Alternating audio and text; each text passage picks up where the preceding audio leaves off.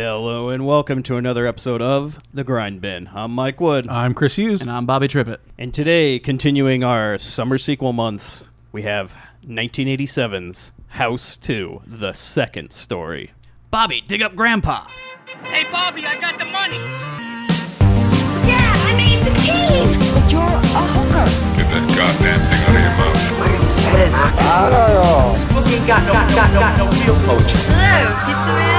We're gonna play a little game, baby. I just love fun and games. Get a little girl all hot and horny. This is Los Angeles. You could have looked decent once in a while. And maybe Daddy would decide to kill himself because he couldn't get it up anymore. What a shame. Come on, just step on the gas before we get creepy. So guys, House 2, here we are, back in our summer sequel month. It's been ups and downs so far. Feeling real positive about summer sequel month, Mike. I would say massive ups and downs. Massive downs, slight ups. We had Surf 2, which we could barely get through. Might be the first movie to almost not actually finish the episode. It almost broke you. Fast forward style, like we just had to fucking finish that Our one. first mid-episode walkout. Our first of, I'm sure, many. Well, you know, we'll see how House 2 goes, but hey, Bobby, start the van. Hey, Bobby, I got the money. Yeah, I made the team. There you go. I told you we could end it at any moment, so I'm ending this episode right now. You need to at least give the cast before you can explain why this movie sucked. We can do this, Mike. Together, we will get through this. Spoilers, this movie sucks. Yeah, this has become a House 2 support group. Well, this We're all is survivors. No, this is the sad part, is that this movie was recommended by great friend of the show, Sean Thompson over at looserounds.com. Sean had donated to this show and actually sent us what's right in front of us, these wonderful patches. These are Grindbin awesome. patches. One for everybody here. We have DeVito, Bobby, Grindbin, Crown, DeVito.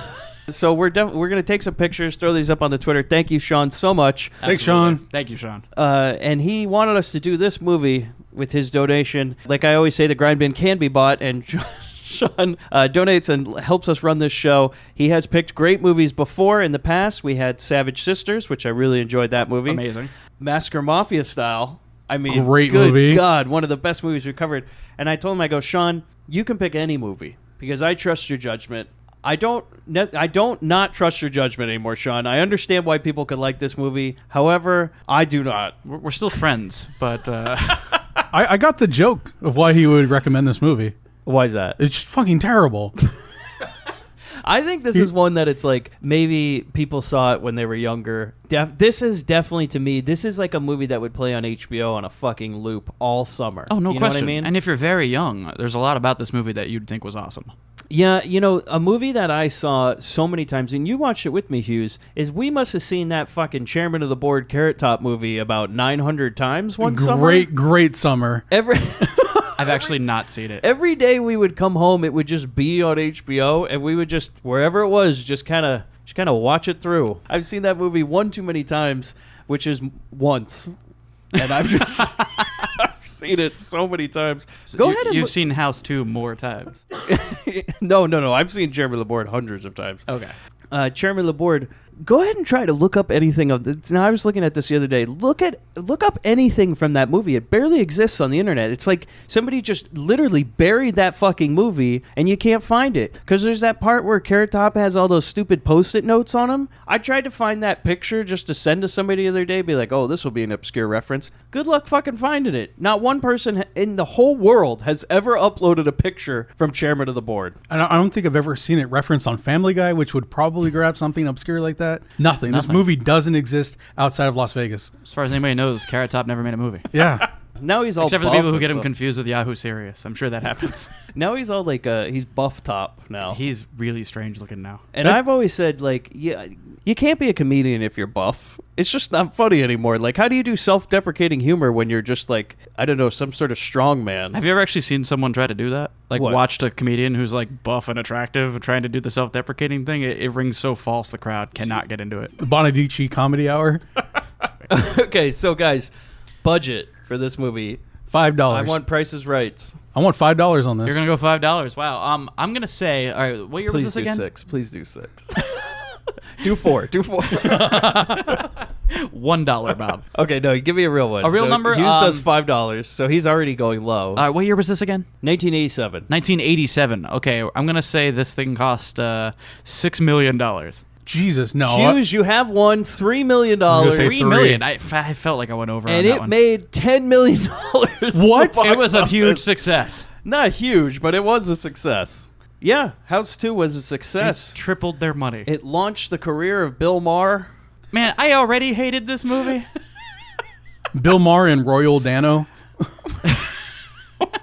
And then apparently to aid in the promotion of the movie, this is the only IMDb trivia there is, a number of giveaway items were sent to theaters. These included Crystal Skull nightlights and Catter Puppy figurines. The Catter Puppy. That took off big, didn't it? That makes sense why the Crystal Skull Nightlight, that's how we got that one Indiana Jones. Yeah, speaking of Indiana Is this Jones, a shared universe? do you think that Yes. fucking Sean Cunningham saw Temple of Doom? Like, do you think he saw that movie before making this one? Maybe. Maybe he fucking saw it on so much cocaine. He's like, you know what? I've always had this idea about guys in like this temple, and they're doing this Kali Ma thing and alternate universes. And I thought it was a mix of Dusk Till Dawn and Indiana Jones Crystal Skull This was like the adventure. this was seriously the fucking biggest ripoff. And how, like, not only Indiana Jones, but the Indiana Jones ride. Yes, Th- it this- was just the ride. Did they film this at Disneyland, this fucking movie, with the way the set looks? All right, so nobody knows what the fuck we're talking about. Let's get through the rest of the crew. fucking movie. Let's just bring the pain. Let's rip the Band-Aid. So director and writer, thank God there's only one. He was the screenwriter for the original, Ethan Wiley. I didn't even mention his name. Screenwriter for the original House in 1985, but House 2 was his first directing effort. But compared to this one, House 1's a masterpiece. I've never seen House 1. It's fun. It's all right. Got a Really? zombie dude named Big Ben. It's kind of cool. Oh, well, maybe we should have done that. Too late now. He has 7 directing credits and 9 writing. In 1998, he wrote and directed Children of the Corn 5, Fields of Terror. Wow. Then he went on to 2006, Blackwater Valley Exorcism, and then 2012, the modern-day Christmas opus Elfman, which he wrote and directed, which stars Wee Man from Jackass. Is this a Oingo Boingo biopic? No, really- it is a Christmas movie where Wee Man saves Christmas. So Oh, God. Oh, we need to see this. Oh, God. Do we? no. I don't think we do. That could be another Hughes Choose podcast. You could do it yourself. Our spin-off podcast, The Hughes Choose. When he I'll gets put fired it from the onto show. I'll put it onto YouTube with all the clips. If more people join the Patreon, we'll do that Hughes Choose spinoff. Just all Hughes all the time. So he's still directing and writing some direct-to-video stuff. Sean Cunningham, who we've mentioned, is the producer of this movie. Now, Sean He Cunningham may have done something. is most well known, I would say most well known, for being the director and producer of Friday the 13th. He went on to direct quite a few more movies, not as many as he produced, though. I have a few of his directing efforts were 1983's Spring Break, 1985's The New Kids, but he probably is known mostly for producing. Yeah, for the most part, yeah. And including 1972, the producer of Last House on the Left. Mm-hmm. He and Wes, that was their team up. 1985, he produced the House movie. 1993, Jason Goes to Hell. 2001, Jason X. He only executive produced that one.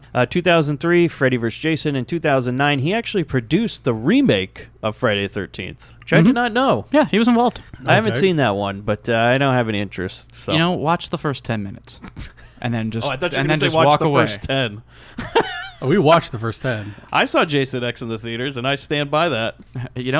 Was that the one with the corkscrew death? Yes. Yo, What happened to this guy? He's quality screwed. movie. Quality movie. The best part of Jason X is when he takes that lady's face out of the liquid nitrogen and smashes it on a counter. Oh, yeah. That was great. Then we have Ari Gross. Okay, so let's get into the cast, okay? Ari Gross, who plays Jesse, 116 credits. Well played. Still acting steadily in movies and TV, and some of the movies he's been in, whew. I mean, he's a real Hollywood actor. He What went does that to, mean? What's he's a in- fake Hollywood I actor? didn't even write him down. He's in fucking huge movies as like small parts. He has been acting steadily since this movie came out and ever since. But of course, I'm not going to write down his good movies. He's like a stabilizer muscle. It's like it's not the one you're showing off, but it's one that keeps everything going. Some of these movies he's been in, though, yikes. Let's hear it.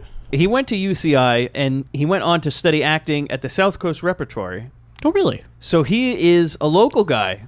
He's from Orange County. Shakespeare in the Park. And he got his start in the South Coast over in Costa Mesa acting group. Hometown boy. He was in a lot of different stage productions down there and as well as LA before eventually breaking into the movies and TV. His first movie I have written down was he was in Exterminator 2 in 1984. Wow. As the character of Turbo. You know, I never saw part 2. Did you? Yeah, it's... I like part 1. Part 1's great. Like part 2 was Larry not Bird good playing enough. the Punisher. Yeah. Part 2 is not good enough for the bid. Okay. I had it on a big box set, and I was like, nope. Nope. 1985, he was in Just One of the Guys, if you've ever seen that one. They remade that movie with Amanda Bynes, and they called it like... Just One of the Guys with Amanda Bynes? Yeah. They called it like some shit where she pretended she was a boy. This was years ago. They remade it. Don't watch either of them. Okay, I won't. 1986, though, he went in to star in a movie I own on DVD, which I'm sure is fucking out of print, and I bought it as soon as I saw it in Best Buy because I'm like, oh boy, this was an oversight. This was a mistake. He was in Soul Man. Oh God. Great movie. Yes. Yeah, I own that DVD. I'm sure it's worth something. Because do you think that somebody released that and they're like, whoa, what are we doing? Yeah. When's that Blu-ray coming out? Instant classic. Soul Man Blu-ray. If you don't know what Soul Man is, it stars C. Thomas Howell as a black man, and C. Thomas Howell is a white man, and he overdoses on tanning pills to get a scholarship to a college, you see. Yeah, and James Earl Jones in that movie. It's one of his finest moments. So it goes like Star Wars, Soul Man. Yeah. So then under that, Lion King. In Soul Man, by the way, not only does he so he ends up taking those tanning pills, and he clearly is in blackface in the movie. It's very bad. It's rough. And then he not only does that, but he walks around doing like a frickin' jive accent. Oh, boy. It is bad. Yeah, that's... On the grounds with Be Kind Rewind, when Jack Black goes into blackface. It's much worse. Oh. Like he's walking around going like, hey, brother, and all this stuff. Like, He's just short of singing Manny. You know Anthony Michael Hall in Weird Science when he goes to that jazz club and he starts putting on his Scatman accent? Yeah, it's like that. 80s were a rough time, man. Yeah, that was 1986. God. Holy fuck. How It's far crazy we've to come. think that was in our lifetime. That movie came out after I was born. Like, I'd understand if, Granddad watched this as a kid. No. Yeah. And then 1988, he was in a movie called The Couch Trip. The Couch Trip. Which is something about Dan Aykroyd being an escaped mental patient that gets a radio show or something. It's a documentary? Yeah, he's going on about ancient aliens and crystal skulls. vodka. Oh, God. Speaking of crystal skulls. It all comes together. And then 1988, he was in Tequila Sunrise, and I just write, there's just too many movies to name. I didn't write him down, but recently he was in the show Castle. He was on that show for quite a few episodes. All right. And he's currently filming 3 movies right now. He is in a ton of shit. Hell yeah. Jonathan Stark, who plays Charlie, now he's actually much less known for his acting, but boy, his sense of humor is going to come back, guys, in something you will not be surprised that he created. Oh, really? He has had some bit roles here and there in movies and TV, but he is mostly known as I would say, accomplished TV writer at this point in time. Accomplished TV writer. Here it comes. He wrote 3 episodes of Cheers. That will come into play later. Oh, God. He was a staff writer on the show Ellen. Oh, really? And then he went on to be the creator and writer of the show According to Jim. Oh, God. That makes 100% sense. Everyone's favorite Belushi. Yep, Charlie in this movie created that TV show. Is that Belushi alive still, too? Yes. We're all waiting for the day when Jim Belushi just finally kicks the fucking bucket. Oh, but man. hasn't happened Then yet. we're going to run into the town square and pull down his statue, right? Yeah. Did you know that J.J. Abrams wrote a Jim Belushi movie? No. Yes, he did. Cloverfield? No. He wrote this Jim Belushi movie with him breaking out of jail or something to see a Cubs game. Lar Park Lincoln, who plays Kate in this movie, not recognizable to you, huh, Hughes? What was the name? No. No, Lar Park Lincoln. So you haven't Hugely seen... recognizable to me. Let me get into this. Okay, Yeah. Her first movie was 1987's The Princess Academy, which was billed as The Porky's for Women, but everybody says it is not close. It is just a pile of shit, You don't say.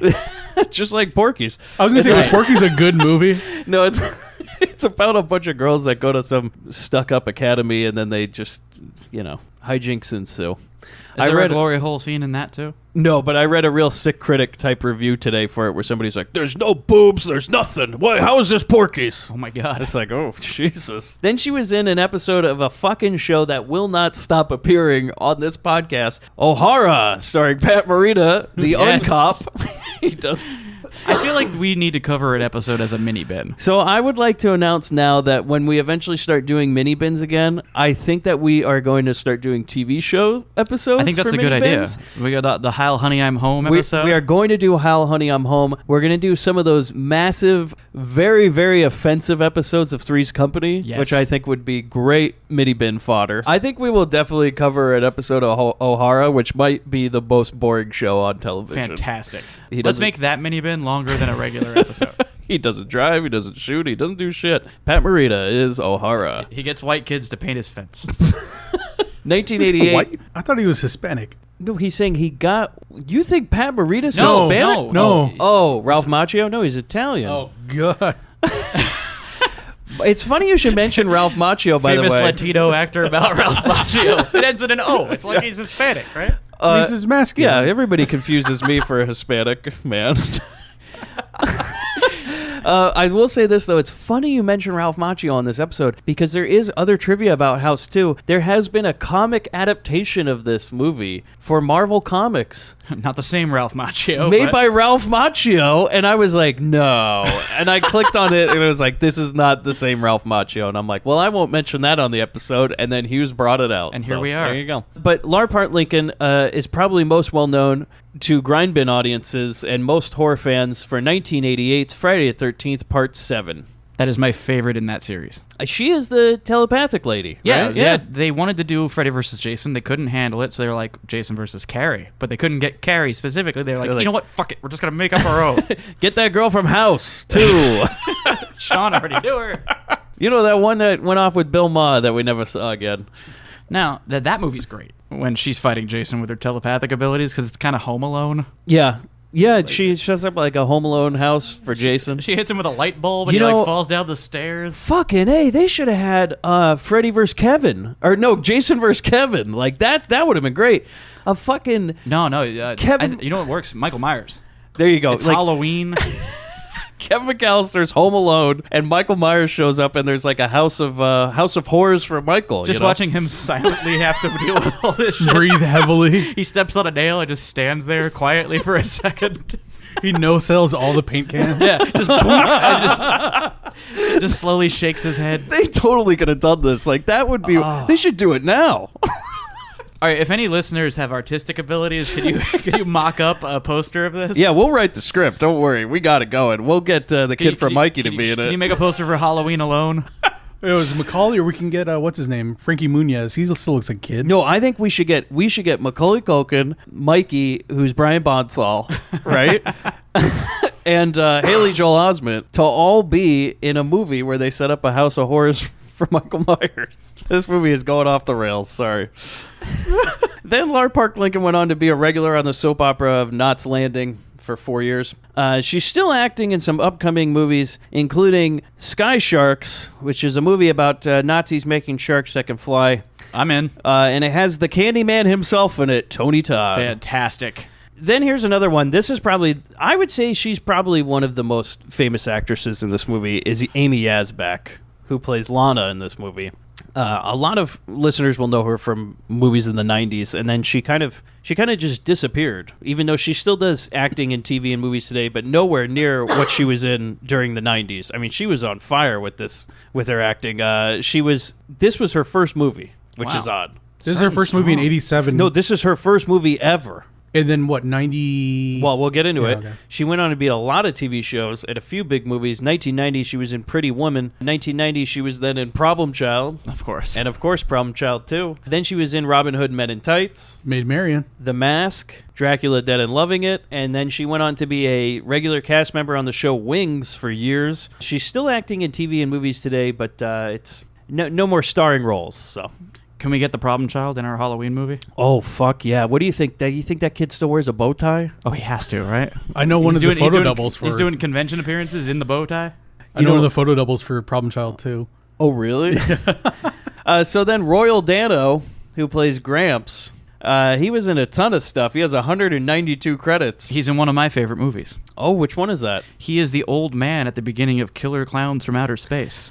I had that one written down. Absolutely. But 1955, he was in The Trouble with Harry, which is a Hitchcock movie. It's Awesome. one I have never seen, but it sounds great. It was like the tagline is, the problem with Harry is he doesn't know he's dead, or something. Like You know, I've seen the cover art a lot, but Yeah. I've never actually watched it. It's an interesting looking one. Then he was in 1976's Outlaw Josie Wales. Awesome. Great movie. 1980. That's the first time I ever saw like nudity on screen as a child. My dad was like, "Oh, I think you can see this." And there's that part where that lady gets raped, and I was like, "Oh boy!" As a 10-year-old watching that movie, That's uncomfortable. he's like, this movie's rated PG. It's all right for the boy."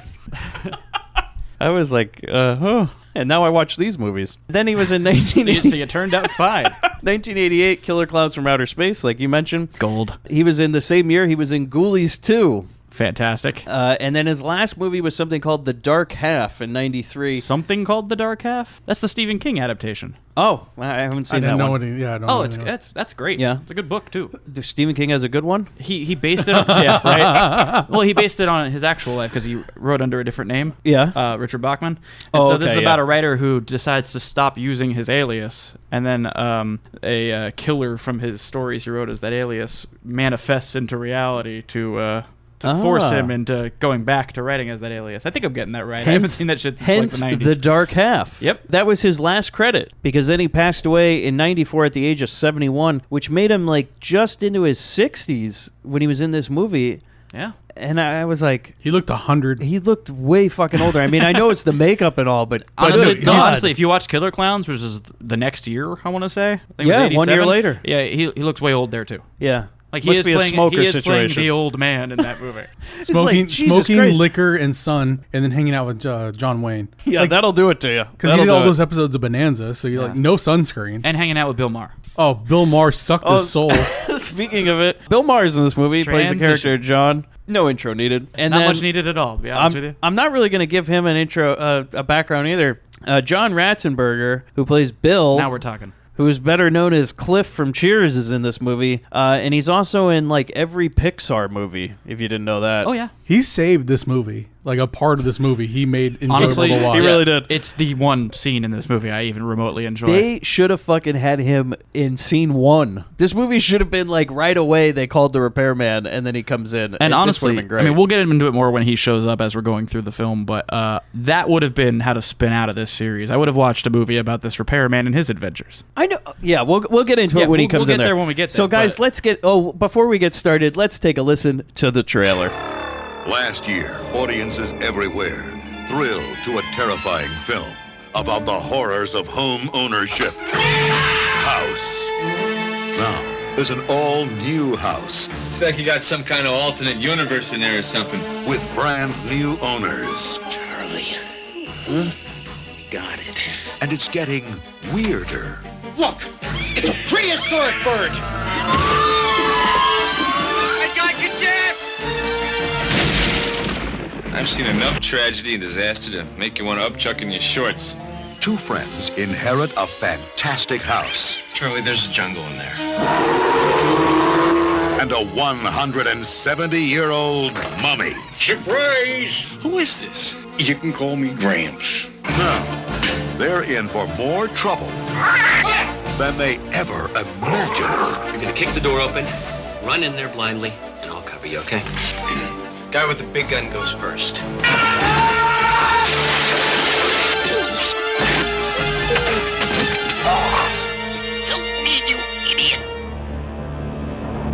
House 2, the second story. This place gives me the creeps. We get into the movie, guys. Oh, by the way, nice trailer. We get. We get into the movie, guys. We go to this big house. We open on 1313 Mockingbird Lane, It looked like Clue. It looked like It the did, movie it Clue. absolutely did. Yeah, it's a Clue house, which is a or great movie, as opposed to this one. just something on the Universal lot or something like. Basically, this has been a lot of things. This movie looks like such a fucking set. It's insane. Like, I almost expect that. Where is the end of this line? What ride will it lead to? I mean, it's just, You see the tram pulling by in the background. So we start in this big house, and this lady, she has a crying baby, and this car horn honks outside, right? And she's like yelling for this guy Clarence to come outside. And then these two people, so they go outside, and then they give their baby and luggage to a man and a woman dressed in black driving a 1950s car. So like with the Men in Black or something. Yeah, pulling away. Like it looked like a hotel entrance. I had no idea what was going on. First off, they just honked and it was like, okay, they're here. We need to get this done. I'm like, why is there a rush? You haven't built a single thing as to why we need to care about any of this. I'm like, did I start too late? Was there a scene missing? Why give a name Clarence if we're not going to ever need to know that fucking name? That's very true. That stuck with me the entire movie. Where the fuck is Clarence? Also, is there supposed to be misdirection in this movie? We'll get to that. So they cry about it and they go back inside, right? And then inside the house, I write, is decorated like the Indiana Jones ride. Mm-hmm. This is the problem when you make a movie and you build these sets and then you don't make it look like it's real. Like, it looks so fucking fake, it's insane. Like, and I don't know if this was intentional or not, but it looks like when you're waiting in line for the Indiana Jones ride. There's like no dirt anywhere. It's like an old house with like I don't know, Mayan ruins built into it. Yeah. Yeah. I mean, there's no way to really describe it. That's what it is. It's like they built... John Rhys Davies is telling us to put our seatbelts on. It's a fiberglass walled, made to look old, but brand new. It's either Mayan chic, like that was the, the decor at the time, or they like took like a Mayan temple and built a big mansion around it. It's like if just off camera on Legends of the Hidden Temple, there was a big church. There's like a big stained glass window. And yeah, I think Legends of the Hidden Temple... Yeah, I'm pretty sure. I was waiting for Olmec to show up. Yeah, where's the blue barracudas? The purple monkeys. If two kids ran by wearing helmets and knee pads, it wouldn't have given me pause. Like, it fits just as well as anything else. So you're telling me when those temple guards came out, he could have just dangled the pendant at him and went away? And they'd have left him alone. I mean, think about it. This whole movie was just to build the monkey. Did Sean Cunningham make fucking Legends of the Hidden Temple? Because we gotta look at that and see if he produced it. This fucking movie is just Legends of the Hidden Temple. Now that I think about it, it literally has the same shit. It's like if you would just replace that fucking monkey they built on that show with a crystal skull you put in the fucking mantle. Lar Park Lincoln and Bill Maher running through the temple. Bill Maher produced Legends of the Hidden Temple. He's like, I was in this shit movie a long time ago. And then drops the N-word. Basically, okay, so they go inside to the Legends of the Hidden Temple, right? And Kirk Fogg comes down from the ceiling with his little thing, and he's like, all right, everybody, welcome to the show.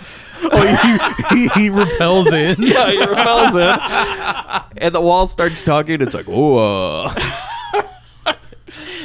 So Ratzenberger actually voiced it. They really did need an Olmec in this movie. Absolutely. Like, that would have been fucking amazing if the wall talked. Just formed into a face real quick. Yeah, but instead we get a fucking bird. So so they grab a gun. This couple, like, grabs a gun and they walk down a hall to investigate this sound. And then they go in a room with, like, more taxidermy. This whole house is filled with a bunch of taxidermy. We got a whole taxidermied horse. That's what I say, a full-size the stuffed original horse. Mr. Ed is in there with a little plaque next to him.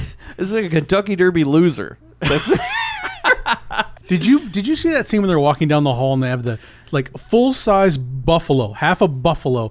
I expected it to jump out of the walls and trample them down the hallway. Oh, wow. Very Evil Dead, like everything. I thought it was going to be a scary movie. Well, first off, this movie's not scary. It's billed as being scary. This movie's PG-13, by the way. It was made for kids, pretty much. It's clearly a kids movie. Oh man, I wish I would have saw this. We'll talk more about younger. that later. Actually, I wanted to discuss that. So we see the full-size stuffed horse, Seabiscuit, which we will see again in the movie. I thought he was going to come alive. Like, I really wanted the scene of like that horse just up on his hind. It's like, otherwise, what the fuck is the point of having this full-size horse? Like, that must have been an expensive prop. It was left there. They didn't want to move it. Like they were just filming in the prop room at Universal, and they're like, "Anybody get this horse out of here?" You ever try to get a full-size horse out of a door? How they got it? They brought this thing upstairs and everything. It's like, Jesus Christ! You imagine the movers bringing They let this it up thing? the stairs alive. That's the only way you can get it in there. They go like, "Where you want the horse, Mr. So-and-so?" And he's like, "Hey, why don't we put it up in the study?" He's like, "Really? It was like look real nice here in the living room." No. Have you ever had movers and they ask you, like, hey, where do you want this? And you're like, hey, how about the bedroom? They're like, not right here? Or No, it's like, I've go only do ever your moved fucking myself. job. I had movers, but I was putting in hardwood, so they couldn't move anything in, so I just moved it onto my driveway. That was the best job they've ever taken. Wow. Yeah, they were That's so amazing. happy. Just leave it all out front.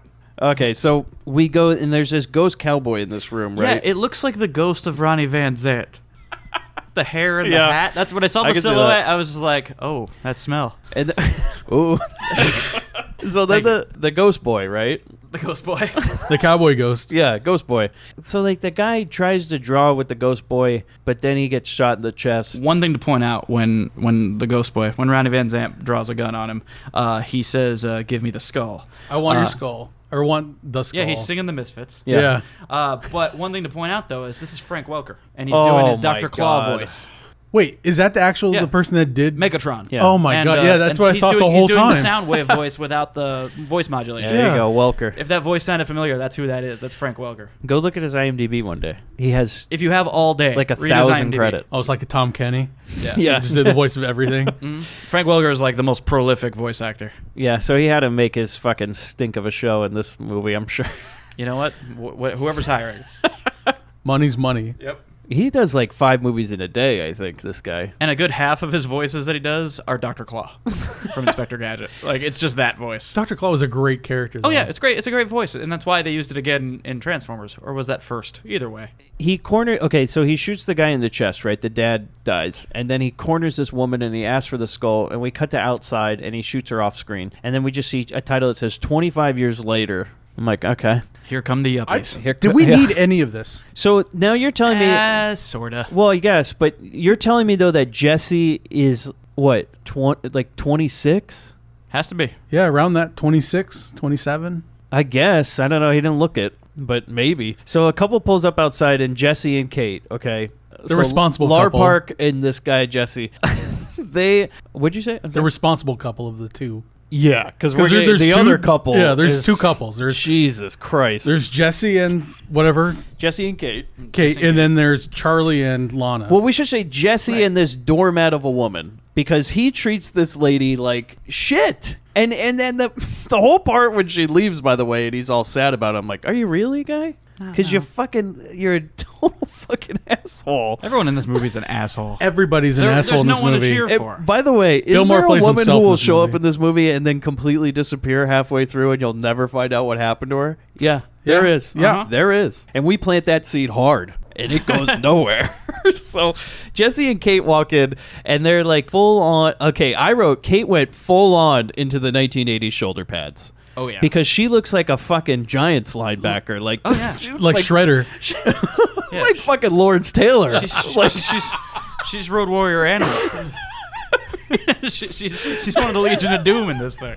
Her fucking, she's like, this is the biggest. Like, I've seen shoulder pads before, but I've never seen shoulder pads like this. This is to a new level. And then they go into this new house, right? Or this house, the big house, right? The Hidden Temple. Yeah, and they go to the Hidden Temple, and then the first remark she says is, Jesse says, but it's definitely not built to code. And technically, depending on when this thing was built, obviously 30 plus years ago, it was built to code then. 30 years ago? I thought this house was like hundreds of years old. Let's say if it was hundreds or years something. old, Yeah. whatever. But 25 years is all we have to go on, right? Yeah. What the hell does he know about the code 30 years ago in 1950? I don't know. You know, I think Hughes you've blown this clues one with right these- open, Hughes. If you know what, Hughes' dad is watching this movie, being like, "Oh God damn it! I hate when they do this in movies." Oh God, you should. My dad ruins everything. We should say he's in construction, not that he's as a big critic of He remodels architecture in movies. He remodels children's hospitals. Yeah, so he gets He's real really into upset with codes. So we hear that generations. So Hughes, it is an old house because it says generations of Jesse's family have lived here. Apparently, they walk inside and Kate's like, who? She goes, who decorated it? And I write, Imagineers is my guess. To think Disney had anything to do with this. Well, I don't know. It certainly looks like Disneyland. It definitely looks like Universal copying Yeah, this Disney. looks more like the Mummy ride than it does. The Mummy ride, if you ever went on that, was so fucking shitty. It was just a roller coaster that was so shitty, you didn't even ride it once, you had to ride it again backwards. Like you rode this shitty ride for a little bit, you would just bump up and down, and then you got to a wall, and then it just reversed. Do you remember the ET ride was like the ride that everybody wanted to go on, and it just sucked. Yeah, There's that's nothing when they great put the about it. mummy ride You in. sit on a bicycle, you give it a fake name, and hope that ET says it. Yeah. It's basically Peter Pan with a robot at the end to It say your absolutely name. is. That's all it is. But then they put in the mummy ride, which was the go forward, go back roller coaster, and now it's apparently the Transformers ride, which I've never been on. But I'm sure it's just as bad. Transformers 4D. and there is a mummy ride again, but it's a different ride now. It's like Mummy 4D. It's called the They do Mummy one of again. those, but it's kind of fun. I did it last October. Oh, did Tom Cruise show up? like a Johnny Depp thing Was he like, it's the mummy? for Mummy Impossible. Mummy Impossible. So we see that somebody has decorated this house, like they're getting ready for Legend of the Hidden Temple to come in, right? Do you think this is actually the origin story of Kirk Fogg? Like, do you think that Jesse is just the host from Legend of the Hidden Temple? I like this. You know what? Headcanon accepted. So Jesse looks at this mantle right above the fireplace, and there's some sort of carving, and he's just like, something must be missing. And I write, I bet it's that skull that Ghost Boy was so worried about. How the fuck did you tell that something was missing? And did you see that there was little baby skulls underneath it, and he didn't make any mention of those? No, I wasn't paying that much attention. You've watched this movie twice. How have you not paid attention? I tried. His eyes were clenching. His fists, his teeth, and his eyes were all clenched as he watched this. Did you notice this, though, by the way? Somebody says the power doesn't work, but then for some reason somebody's paying the phone bill? Hey, why not? Yeah, and this house is built generations ago, but it has electricity? Okay, and then I also wrote, okay, so the power doesn't work. I'm like, I'm moving recently. I'm like, did you call the power company and tell them to set up a fucking account? One of Because the guess interdimensional what? portals leads you to the Department of Water and Power. It's like, if you don't call the power company, I doubt that somebody just has it in their name for decades. Like, Did they it ever just doesn't work that It's way. all prepaid. Did they ever explain why he even got back to the house? Or No. that he was No, the no, little no. kid? No, they just show or up. who he grew up No, with? no, and we will never talk about it. They just show up one day. For all we know, he's not related to any of these people, and it could have been more interesting. You be thankful it didn't explain it, because this movie would have been longer. Yeah, but I bet somewhere out there there's a 3-hour cut of House 2. Yeah, way to miss it on that one, Arrow. So I write, well, somebody's apparently paying the phone bill, right? And then Kate makes a call for business while Jesse flips through some old family album, and he finds a picture of his mom and dad holding him as a baby. And we he does learn- this amazing exposition bullshit that you see in movies all the time. He's looking down a photo of his own mother and father, and he goes, I don't believe it. That's my mom and dad, he says to us, apparently. like, yeah, we met them. Yeah, You didn't. We saw. But it's like, okay, so now we know that he was that baby in the beginning. Yeah, but does he know that they died or how they died? And or... also, what, like, do we ever learn, like... The Leonard Skinner guy shot him. Yeah, and we also never... Yeah, wait, hold on. How did he even know who his parents were? How Like, do you did it- recognize did- a baby like, picture of yourself? Who? Yeah. By the way, who told him? Like, who was taking care of him? Okay, anybody? No. Illuminati, man.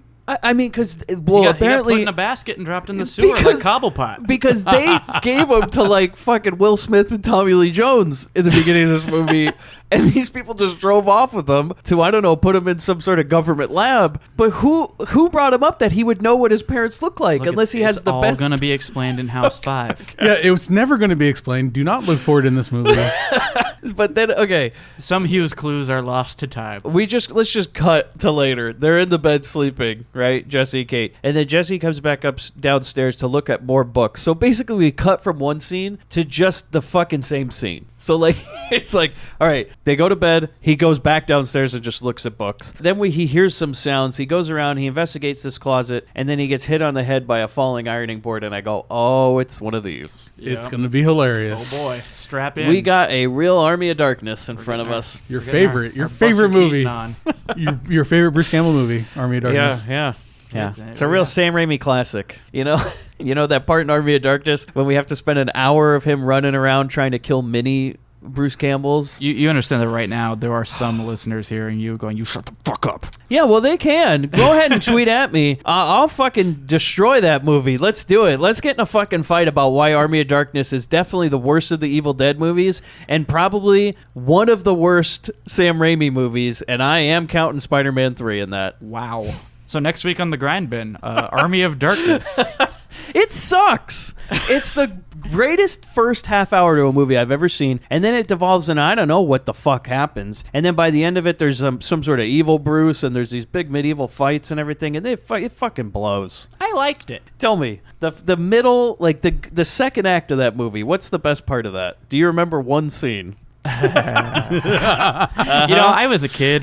Yeah, here it goes. Hey, I will tell you, it is. I will admit to this. It is my least favorite of the Evil Dead series, Yeah, it's definitely the worst. and that includes the TV show. You know what, Bobby, though? This is what you just said. You liked it as a kid, didn't you? I did. This is exactly why people like this movie, House Absolutely. 2. No because question. they saw it as a kid. No one who watched this as an adult has any love for this movie. Everybody that saw Army of Darkness as a kid, which I did not, I saw as an adult, and I was like, why is this movie so beloved? I don't fucking get it. It sucks. We watched it, we were like 18, 19 years old. And we were finally just saw like, it. well, this blows. It's the same people who think Duke Nukem's a good video game. Hey, I'm in how that. dare I'm you? actually, Look what happened now. I'm actually in that. I really, I'm into that game. It's the same shit, man. Yeah, I He's know. even quoting Army of Darkness. I know. So, okay, we go back to them looking at books.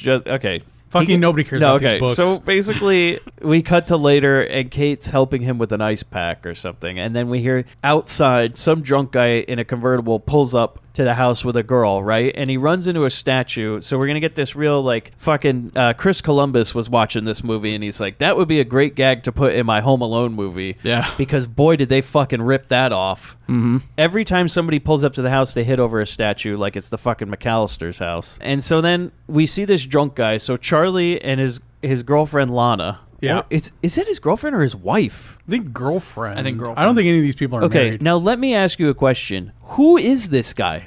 It's a friend Somehow of a Jesse's. family friend. Like a longtime friend of Jesse's, right? Hold on, though. Who is he? Because he, at some points, like acts like his brother. And he calls him grandpa and all this stuff, and like he's a fucking part of this family or something. And I'm like, this whole movie, I just kept writing all over and over, who the fuck is this Charlie guy? I think it's just like a childhood friend. He grew up around the family. Not that he knew Grandpa, obviously, but they need to tell me these things, I know. because I'm sitting there going like, is this his brother? Like his stepbrother or something? Well, he acts like he owns the place. we're supposed to love this guy and every bit of his antics. But From his comedic DUI entrance. Because he shows up like he's also going to live in this house. Yeah, that's a bit Because he strange. fucking moves right in, and he never leaves. It's a toxic Not even friendship. at the end of this Like, movie. Jesse needs to stand up to this guy. You're like, no, you can't live with me. No, he acts like he's his best friend, like he's his brother, like he's a fucking blood relative with this guy. How he treats him, like, I can't do anything without Charlie, my good person over here, Charlie, friend, brother. I don't know. We'll never use a word. It's no wonder Jesse's relationships aren't working out. Fucking Charlie's always there. Yeah. I think Charlie was there on the wedding night. Definite cock block. Get it in, Jesse. Get it in. Fuck her good. Good lord. I bet he was like, here, Jesse, you know what? Get it hard, and I'll put on the condom. That way. That's how this relationship They're actually doing the felt. Houdini. The Houdini. And then I show up in the window and I wave at her. Get her real hot. Oh, God, those jokes. Those were those ever funny to you guys when you were kids? If people would talk about those sex moves that you're supposed to think were fucking hilarious? I thought you were talking about Houdini a condom. I'm like, that was the first time I ever heard of that. Like what? Like people are like, hey, you ever heard of that? You ever heard of the so-and-so? The Angry Pirate is the only one I Yeah, ever see really shit got. like that, and you're supposed to be laughing your dick off at these things. I never found that shit that funny. You know, Hey, that's locker room humor. Oh, that was pardon a me. real bad day for me, Bobby. That one day I laughed so hard my dick fell off. Yeah. Sitting there laughing with your dick in the dirt. Did you write a song about it? No. I did have to. I'm He cutting took it this. home. He washed it off. Charlie and Lana have showed up, and then they go inside, and I don't get this, okay? So Jesse, like Charlie gives him a magazine with a picture of Jesse on the cover or something, like that he's framed. I did not get. I'm like, what the? That's not in my notes at all. Yeah, I don't have that. He can't. He goes inside. He's like, "Here, we got this." It for was a you." picture of Jesse? and he fucking hands Jesse a picture of himself on a magazine cover that's framed. And he's confused. It's like, oh, thanks. They only made like 1 million of these. or Yeah, I something. vaguely remember that. And but I then don't- Charlie and Lana just start humping on a living room couch in front of everybody. yeah, that's fun. It sets the tone. Yeah. Then we fade to the morning, right? That Charlie's a card. Oh God. Is this your card? And Charlie and Lana are there, and I write, okay, again, this is when I write my notes. Who the fuck are these people? We have not been properly introduced, and now they're main characters apparently. And this to me makes no sense. Is so Lana is standing in her underwear and a shirt, and then Charlie turns on this boombox and she starts singing really shitty. And then Kate walks in because she says it's too loud, and we learn that Charlie's apparently trying to get Kate's attention because she is like a record producer. Yeah. Kate is a record producer. Lana is an aspiring singer. Yeah. Charlie wishes to be her manager, so he's hoping that Kate will take interest in Lana so that they can all make... Yeah, but the only problem is, like, so Kate walks in and she's like, holy shit, I gotta get on the phone and fucking call up Bill Maher because this is, Who hasn't thought that? this is some real-time talent right here. You know what I mean? Yeah, this is a very Back to the Future moment. Yeah, it is. But the problem... sound you've been looking for? I swear to God, she says it. She goes, John, this is what she says to them on the phone. She goes, Bill Maher, I need to get back to you. I think we might have found what we are looking for. And I write, no, you haven't. You definitely It's have not. horrible, and they play it off like it's good or something? Apparently. Okay. It was only on for like 3 seconds. Oh, God. Then the next time we go to the fucking basement, and Jesse's like looking at pictures of ruins with a magnifying More glass. fucking pictures and books. And And this just is- like... With the design of the house, I was hoping he'd find Elvira's cookbook. Hey, what does Elvira's cookbook look like? Is it just a pair of breasts on the cover of the... Well, in Mistress of the Dark, she Dagger and finds that blood. oversized cookbook that her grandma had. Oh, That's when yeah. she does that whole scene where she tries to cook. Hey, you can't make fun of her. The fact that she looks exactly like she did in the 80s. I is saw Elvira fucking live. It scary. was the worst show I've ever seen. Yeah, well. So we went to the basement. He's looking at these fucking pictures of ruin, and then Charlie comes down to join him. Charlie tries to scare him but doesn't. And then they had like this like bully session where you're like getting the idea that Charlie kind of runs the show but doesn't. Like I said, toxic friendship. Yeah, But just it dominating. literally goes nowhere. No. And then we get this story about some skull and something about Jesse's grandfather finding it, and who fucking cares. It has the mysteries of the universe in it, and it's going to turn... I write, this is just going to turn into the Crystal Skull Indiana Jones movie. That's exactly what I have it. He's holding the crystal skull like Indiana Jones. Like, it would have been better if there was aliens involved in this movie. And maybe they would have just fucking flew that house away and we never would have had 2 more sequels. But instead they decided to dig up a dead body. Yeah. We also establish that Grandpa, or Great-Grandpa, we'll just call him Gramps since they do, had an associate named Slim Reeser. Yeah. Okay. Who they had a falling out with each other. And I believe that's why Grandpa's dead. So why did they go to exhume a corpse? Is this just for shits and giggles, or did they actually have a purpose? No, I digging think it they up? were under the understanding that he got buried with the skull. Yeah, they buried the dead with Okay, weapons so and just belongings. just or some fucking shit. just leave it. They want to loot Grandpa. Yeah, because they're like, we should go get that skull and put it back on the mantle for no other... They don't know really anything about it. They're just like, we should just go get that fucking trinket store, like a tourist trap skull from Yeah, inside Grandpa's coffin. Like you get this when you order a specialty drink at a theme bar. Yeah, I know. I have all sorts of Trader Sam's mugs. Exactly. Yeah, they dim the lights and chant when you order it. But they're like, we want to go get the one from Grandpa's coffin. So we So we go to the graveyard, and they fucking dug 6 feet under, and they pull up a fucking coffin and open it, and then Jesse finds the skull, right? And a corpse grabs him by the neck and strangles him, and like Charlie thinks he's all joking. There's this and fucking joke going on that's not funny. And then the fucking Crypt Keeper, as I write, the Crypt Keeper pops up and he goes,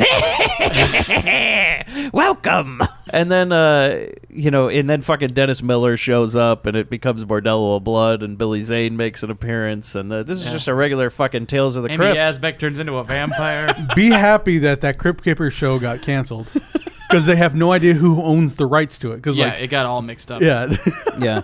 I think M. Night was going to show up as the Crypt Keeper. He's going to, Oh, that'd be so great. It's just like, welcome, boys and ghouls. we're going to look at my acting from Signs. He was in Signs? He's in all of his movies. He's in every movie. Oh, It's in terrible. Signs, he drives by and explains that the aliens are vulnerable to water.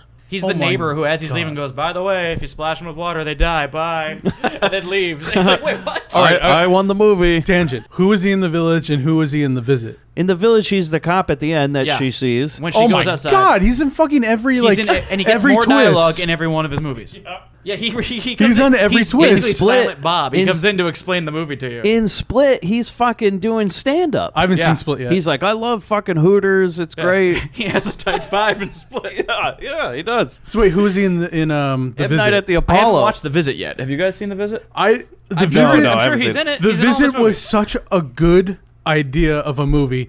executed so poorly. That sounds like M. Night. I'm like, oh my god, this would have been a great movie if anybody else would have done it. Okay, we are getting so. Yeah, let's yeah, just yeah. get back in. We got two to do tonight. So Yeah. the fucking Crypt Keeper comes out and he kicks all their asses, right? But then, okay, so what I didn't understand is this is apparently Jesse's great grandfather, named Jesse, by the way, which is like just give him a different fucking name because now we're gonna have two Jessies. But Well, they had that Batman vs Superman moment, like, "Hey Jesse, I'm Jesse." Oh, Why you're did you my say that name? he came out of his grave being like, "Who said Jesse?" Martha. But yeah, that's why they have the same names, so that the grandfather would know that it was his grandson, and they could team up and work together. Yeah, that's great. That bullshit. Just move on. Also, They're why great. was Let's he keep this thing rolling. Why was he wearing a fucking skull mask? He's in a fucking death mask. He's Yeah. like a Death Eater. They never really reference that again. He takes off this mask. Well, you know, in the Old West, when they'd bury you, they'd put you in this hideous Yeah. metal mask. Just Like, in this case is- someone digs you up. Like, do they live in the fucking Wild Wild West world? Like the fucking Will Smith? He fought a giant spider. Yeah, at one point there's gonna be a fucking giant spider that comes out of a grave or some shit. It would fit in this movie. A black sheriff? They're all gonna some sort of magnet death trap. Fuck that movie. That really fits in the House universe, by the way. Sure does. Basically, we fucking go back to the house, and now we gotta go back to the basement. I do like this part. Okay, right. I thought it was a weird scene. This basement I do scene. like this. Is so now apparently this grandpa is gonna live with them, but Jesse just pulls out some old shitty mattress and throws it on the floor, and he's like, "Well, you can sleep here." Like, you realize that this house has multiple rooms, that you could put your grandfather into a real room. Now we have a walking corpse and a mattress in the cellar. This is turning into Hellraiser.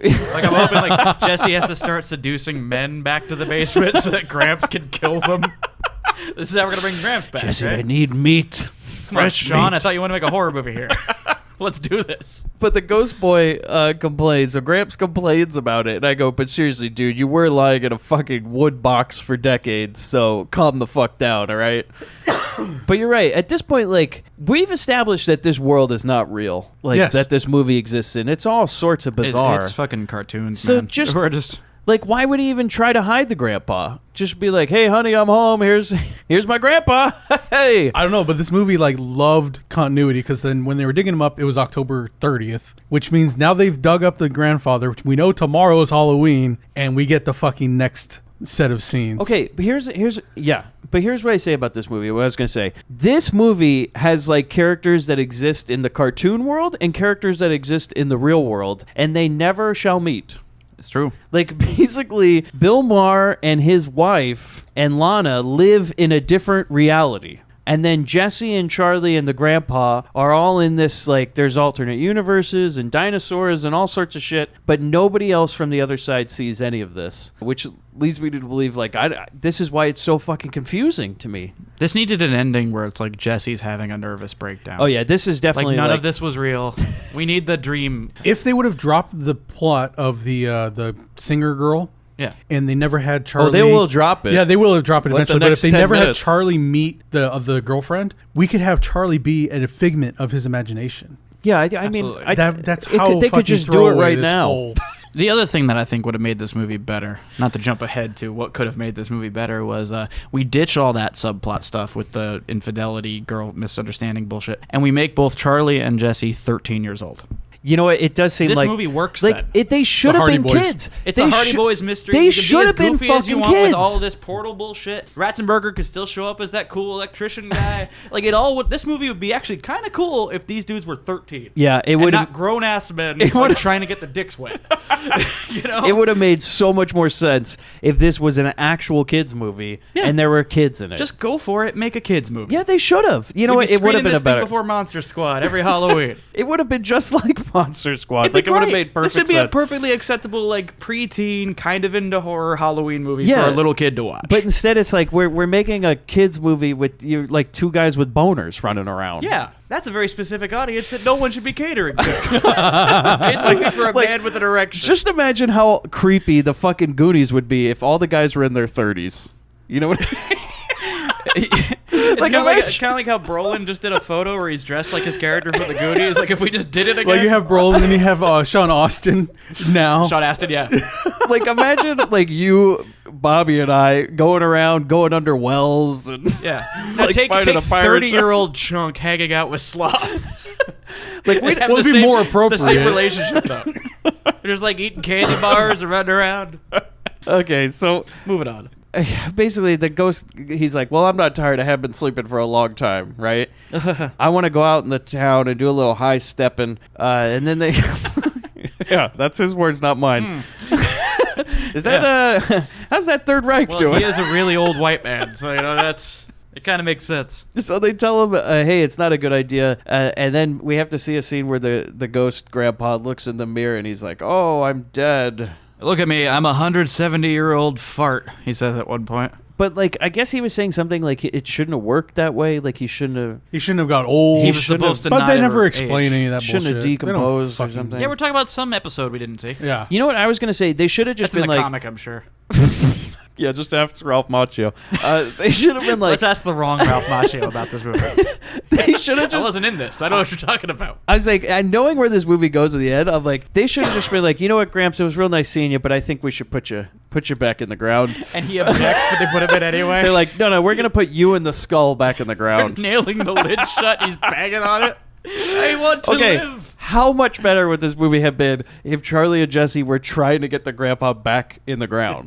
Like, they were like, we got to get him the fuck out of here, dude. He's ruining our lives. They're like, I know. We're never gonna get laid again. This just becomes like a weird Weekend at Bernie sequel. Yes, we got to get Bernie back in his coffin. but they're like trying to kill him.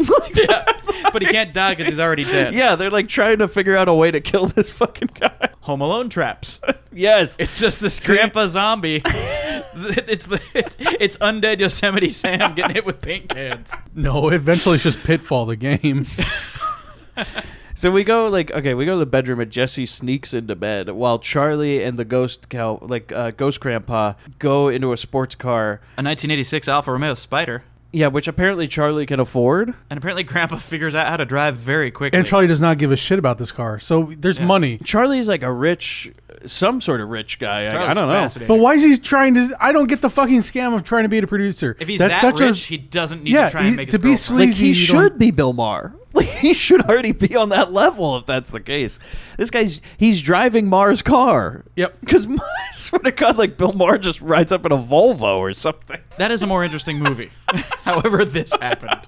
They go But yeah, out. that's one thing I couldn't get past though. Is like Grandpa comes from a time when like you buggy. rode horses, and he hops into this sports car, and he's not shitting his pants about. No, this. he's ready to go. He's just like, yeah, okay, cool. He doesn't think any of these things weird. He's like, what do you mean lights just turn on? Like, you don't need to light a candle?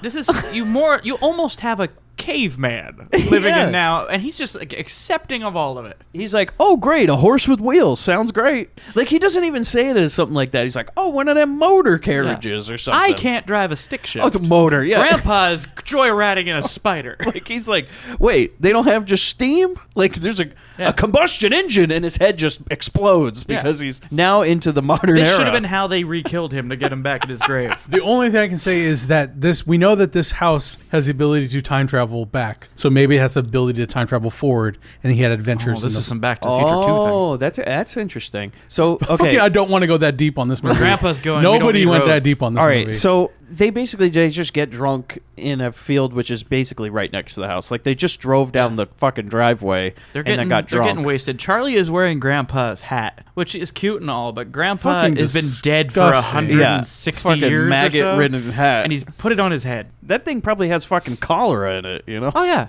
Yellow fever. Charlie dies 5 minutes after this movie. So, yeah, I got a theory about that, actually. I can't wait. We'll get to that. So then Charlie is... Okay, is Charlie related to this ghost, too? Because he keeps calling him Gramps and all this stuff and acting like I think they're... Charlie just rolls with it. He's just like, fuck yeah, you're Gramps. Let's do All this. right. So, yeah, Charlie's a man in search of everything, really. In Well, search as we've of a established, family, thanks in to search of Hughes, friends. both Charlie and Grandpa don't actually exist. So this is all I think just you're right. Jesse's hallucinations that this is happening, which you might be explains right. how he mysteriously has all this money.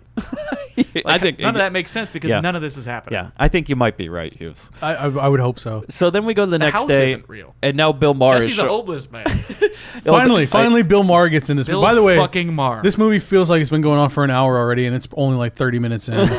Bill Maher, okay, but it goes fast. Bill Maher shows up, and apparently he's Kate's boss, and they found, quote, the Madonna of the 80s. Which I thought... I was like, uh-huh. But then they didn't have a call out that, wait, there already is a Madonna of the 80s. It's called Madonna. They brought that line into the movie? I don't know. But then Kate and Lana comes downstairs, and they leave to go to lunch with Mar, and Lana's dressed like a fucking idiot, is what I write. There's a great interaction that happens here with Mar meeting Jesse for the first time. Or is it Charlie? It's one of these guys. Where Mar, with his comedy gold, says... with his dry wit. Who's your friend, Bozo the Clown? And the response is, Bozo the Death Machine. Was there also like another line about Reagan being a pussy? Yeah, we got something like that in there too. Oh yeah, we'll get to that. We go to the basement and Jesse and Charlie walk in on the ghost grandpa watching TV. He's not confused by the TV, but he's confused at how you get to a bottom of a tissue box. Yeah, the tissue box is blowing his mind, but he's already bitching about there being nothing to watch on TV. Yeah. He says, I wrote this down, all these channels, but nothing interesting to watch. And that's when we get to the Reagan shit talk. He switches the channel and Ronald Reagan's on TV and he calls him a pansy and says he wouldn't have lasted 10 minutes in the old days. And I'm like, how does he know who Ronald Reagan is? TV Guide. Like, he's been watching Ronald Reagan for less than a minute. And he's like, look at this little bitch. Like, what the hell? Look at that bitch.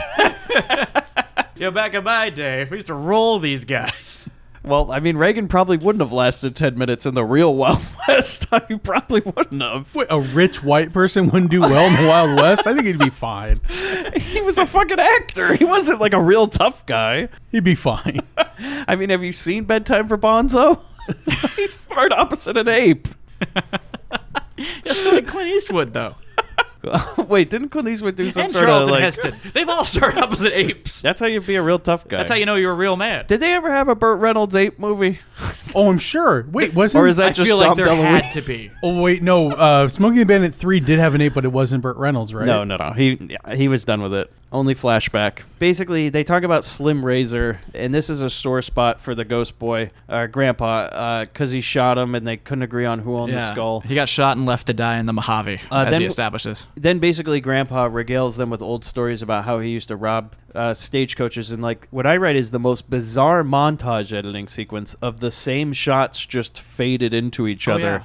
Though I do argue that this is the most realistic part of this movie, because if my great-great-grandpa rose up as a zombie and started telling me old stories about what shit he did, I'd sit there for hours too. Like, I'd just probably, pull up some floor and be like, you go, zombie All right, grandpa. let's do it. But they listen so long, they didn't even realize as they go upstairs, apparently they have a massive party that's been set up and going on right now. Charlie set this up, and then he has the line, I invited some people over for Halloween, but then I forgot. Sorry. Which is the laziest fucking way to establish this. It's just like, we're about to go into a Halloween party scene. Get ready. Yeah, here we go. That's all it is. Just like, fuck it. So they go to this party, and then Charlie... Okay, so then some lady named Rochelle comes up. She's dressed like a French maid, and she goes up to Jesse and then just kisses him right on the lips. You know how, like, when you run into an old ex, they just make out with you? You know that happens? I don't know about you guys, but I know every time an ex of mine sees me in public, she just grabs me. Yeah, she's just like, Just hey, goes Bobby, for come it. here, and gives you the old tongue. Yeah, they completely forget that we're not together anymore. Oh, it just felt so right. Like, so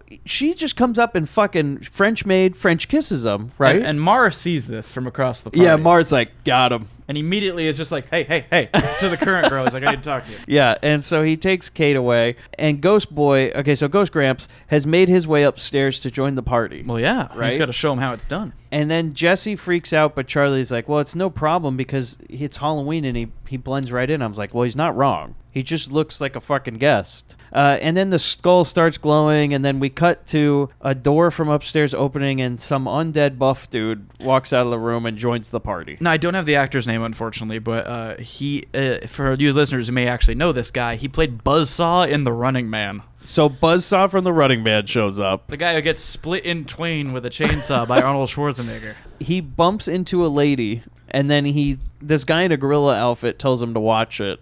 Another cameo, the guy in the gorilla outfit is Kane Hodder, who also played Jason in the same movie Lark Park Lincoln was in. You know, he looks so much smaller than this guy, he's too. tiny in this gorilla crazy suit. how much smaller he is than him. And it's interesting Kane Hodder is a big dude. And it's funny because Kane Hodder is, legit tough guy. And if you take a photo op with him, he's going to strangle you.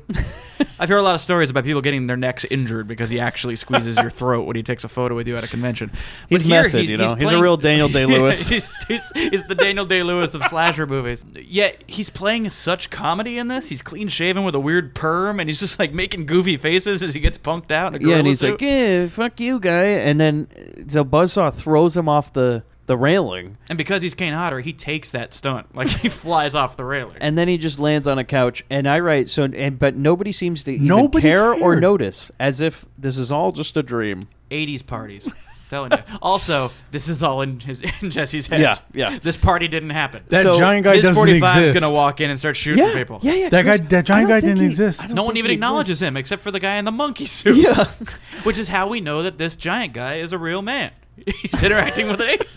So the buff guy comes downstairs, right? So Buzzsaw comes downstairs, and then the French maid lady asks to meet Jesse out back for a little bit, but he's preoccupied with this zombie buff guy. And then, so Jesse walks over to Kate, and she slaps him, and is like, "Oh, you're an asshole." Because we need this subplot. Like, there's this whole thing where, like, the big buff guy, like, grabs the fucking skull. He backhands Grandpa. They're trying to do so much in this little scene. You can't keep up with for it. no reason. But then Jesse and Charlie follow him, and then they open the door where he went to in the house with the skull, and it's now a fucking jungle. It's like, and I write, Sure, okay, I'm glad they set that up for so us. fucking Robin Williams is going to show up at some point, because now we're in fucking Jumanji. Yep. Like, You mean The Rock. oh yeah, no. The upcoming one that new Jumanji that has nothing to do with a magical game. Well, what's the point of that? Apparently it's about like a video game now. Like, it's basically Tron. We're stuck in a video game. Oh. It's no longer a magical board game that makes... so it's Wonderful. not Jumanji. Wonderful. Yeah. We go to later, and Bill Maher is comforting Kate, right? Because she's all freaked out, and she needs a Valium. And then and I write, okay, so Jesse doesn't seem to care at all. He doesn't care about Kate. He doesn't care about Bill Maher. Because he knows none of this is real. A fucking 12-year-old boy who is now like, oh boy, I'm going to go on an adventure, and there's a fucking jungle in my house. And If he was 12, this would work. And the ghost cowboy, he's like, you need to go get that skull, and don't worry, because that guy who took it's a real pussy. So Charlie and Jesse go back to the Jumanji room, right? And Charlie apparently has a fucking Uzi. That's what my notes too. Charlie pulls out a fucking Uzi that he just had. He has one Uzi, but then he gives a little pea shooter to Jesse. Yep. And then they charge in the room, and they just start firing wildly into the jungle. Yeah, right? they go 1, 2, 3, and then just Scarface. Yeah, and then they fire into Jumanji. Nothing happens. They walk into the jungle set, and it looks very much like a set. Like it's the fucking Pee Wee Herman movie, and he's riding around at the end of that movie on his bike through all the different Tarzan sets and everything. Nuns are chasing him. Those like Land of the Lost. My notes actually says in all caps, what is this Land of the Lost bullshit? So there's like a sleeve stack. That's yeah, absolutely. And he's looking more and more. I write, this is looking more and more like the Indiana Jones ride. I wrote that this movie has really changed from where we started. Yeah, you're like, where the fuck are we going? Because all of a sudden now there's a stop motion dinosaur. So it really has become. Why the fuck not? It has become Land of the Lost. And then they stop. Okay, they stop at a campfire, and the skull's in plain sight. And then basically, like, they go to get it, and the buff guy comes out. He headbutts Charlie, and then Jesse tries to shoot him with his gun, but it's just a lighter. Yeah, a little flame comes out the end of it, which he references when he hands it to him. He says, "What is this, like a lighter?" But which buries the joke. So when they opened the door and jumped out and they shot the Uzi, and he was shooting his handgun. There it is. It doesn't make any sense. I wrote that down, Hughes. Yeah. I was like, I could swear he shot the bullets from that gun. At least he would know if he had a lighter or not. Squeeze one round off as you go in if you have a guy shooting an Uzi next to you. That's what you do with a gun, right? Just squeeze one round. Just squeeze one to make sure that's loaded. Just a quick squeeze, you It's know? right, you clear the chamber. No, officer, I was just checking that it was loaded. Safety first, officer. Nobody's Officer, I mean drill sergeant. Yeah, nobody's ever died from an unloaded gun.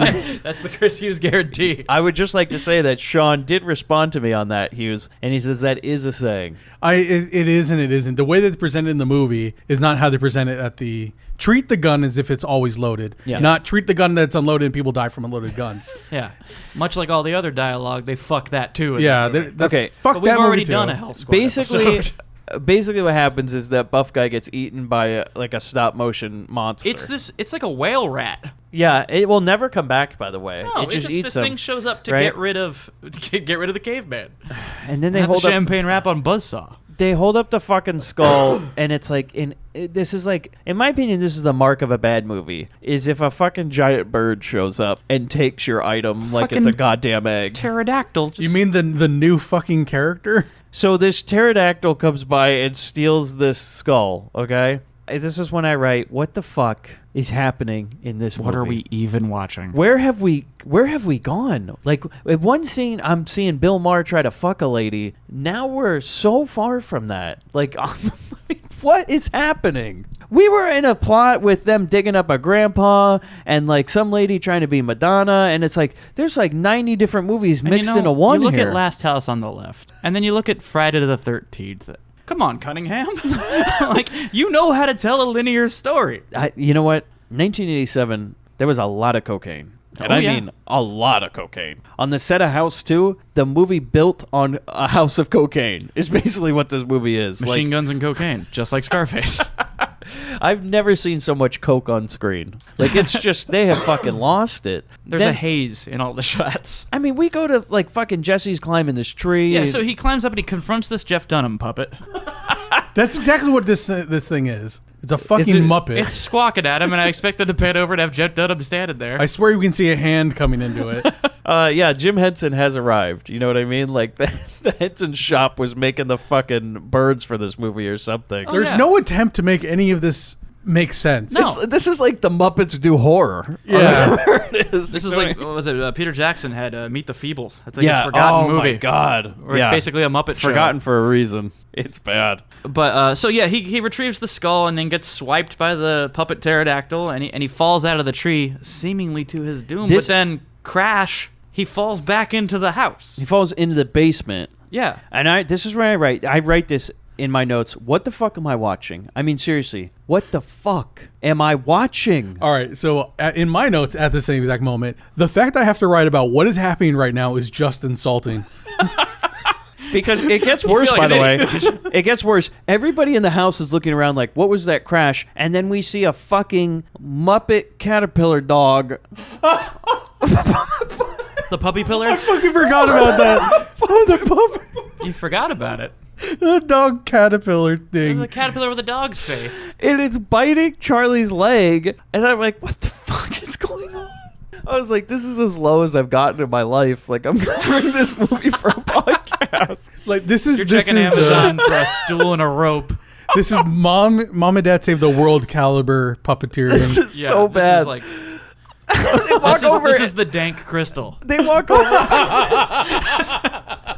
That's what we're watching right It gets fucking worse because like a fucking 12-year-old, they look over and they see this like little bird going upstairs. They're like, oh, mom's the gonna fucking catch us. Pterodactyl puppet running through the. I wrote in my notes in all caps again. What is this Sesame Street bullshit? And it's got the skull. Uh-oh. If these were 12-year-olds, this would be fine. But they're not. They're 35. We're talking about a fucking dog caterpillar puppet. Like, what are they Who's like doing? humping a leg? So if you watch that scene, you can see the arm. Yeah, you can. Oh, yeah, definitely. No definitely. question. Like, it's So- like fucking Triumph, the insult comic dog. The insult comic pillar. Yeah, I mean, we became a fucking... Oh god, if that thing started talking and telling everybody off. So then... If that's not enough, right. what's It going is a on? nice crystal skull for Yeah, me to so poop on.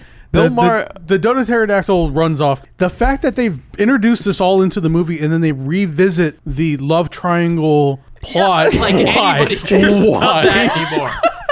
Like, pick one. I'm like, okay, so the fucking main character doesn't care about it. Why do we? Like, why do we? Why do we have to like, carry this Mar forward? is still trying to fucking Cosby this girl and give her a goddamn cocktail. He's innocent, by the way. Yeah. No, it was a mistrial. He just wasn't proven guilty. Okay, so Mar's trying to Cosby. Admitted it and got a mistrial anyway. He's- America.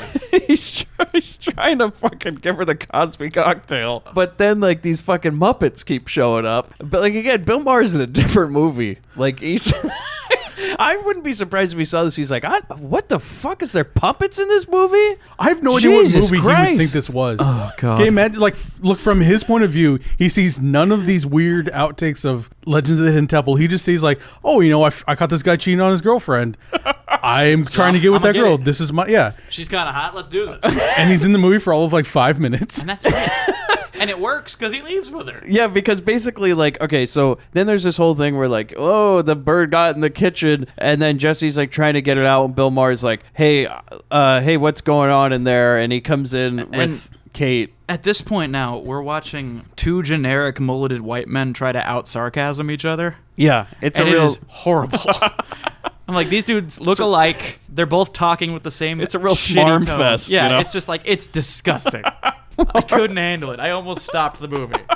For all we've already seen, this- that's when I hit my breaking point. Is these two guys with like mullet perms trying to out-snark each other. And Mar's just like, what's in the closet? And he's like, nothing. And he's like, I think there's something. And he's like, no, there's not. And he's like, I think you got a girl in there. And this is when I write in my notes. I'm going to read it exactly to you. I write, tell Mar to leave. Yeah, this And is I your write, house. like, seriously, Mar, why are you still fucking here? As far as I can tell, he was never invited to begin and with.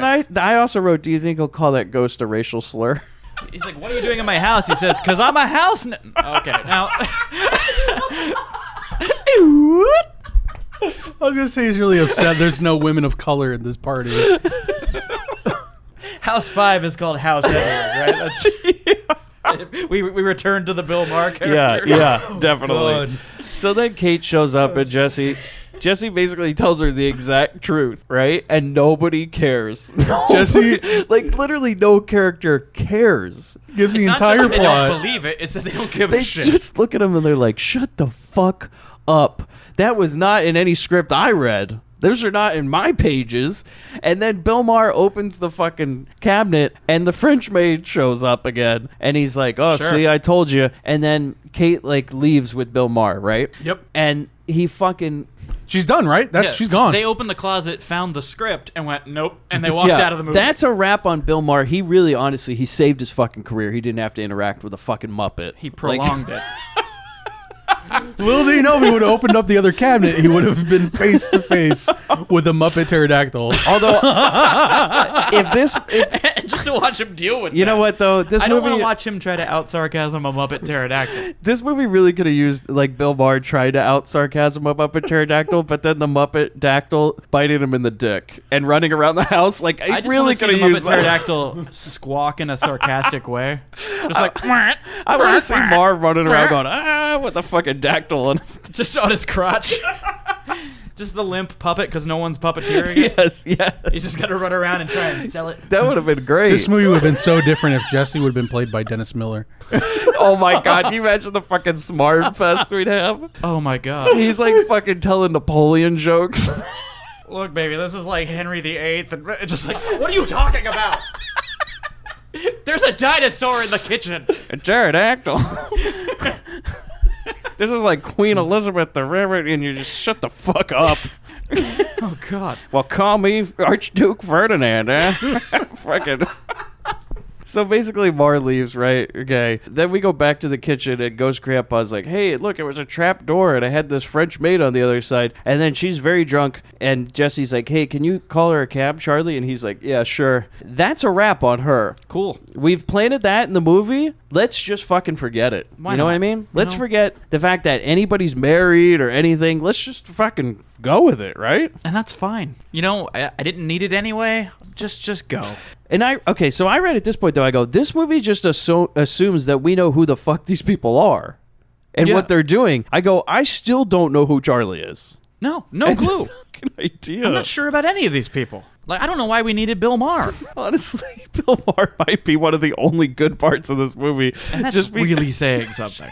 because he's something different. Like, at least there's something kind of going on with that. Like, I don't want it, but it breaks it up. It's like, if anything, I wish Jesse would have left and they would have just kept Mar. Like, Our main character just checks it. You can just grab the Yeah, cab. just go ahead. And now we're dealing with Bill Maher, just sarcastically I dealing would with all rather this. see Bill Maher interact with the Muppets than Oh, God. Jesse. That becomes Cannibal Women in the Avocado Jungle of Death, right? Where it's Bill Maher in Yes. a jungle just dealing with some shit. I would have much rather see Bill Maher go to those fucking temple guards at the end and just be like, hey, Oh, the gang of Mayans that jumped Grandpa? hey guys, there's an easier way to get a virgin, you know? And then one of the Mayans pulls off his headdress and he's Dennis Miller.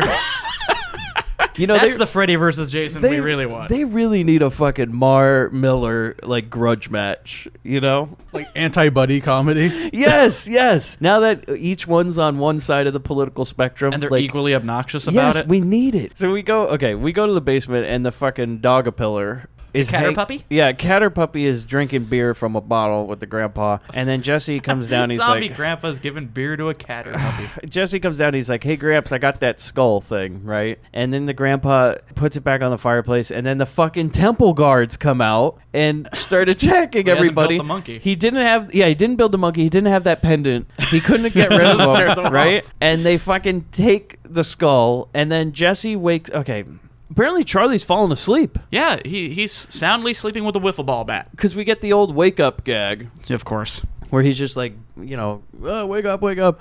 And they tell him they're like the fucking skull is stolen. And then basically this is where this movie picks up because Cliff from Cheers arrives. The guy from Cheers shows up as an electrician and starts doing some shtick and testing the walls. He goes- kind of acting like an off-brand Ghostbuster. Yeah. Yeah. I was going to say. Like, that's clearly what they're going for Yeah. here. There's a little bit of too much of Dan Aykroyd in this movie. Oh, Crystal skulls, PKE meters. So Cliff walks in. I do like it though. He's great this movie. Absolutely. He walks in and immediately like breaks a fucking vase or something with this big case, and he goes, didn't look too expensive."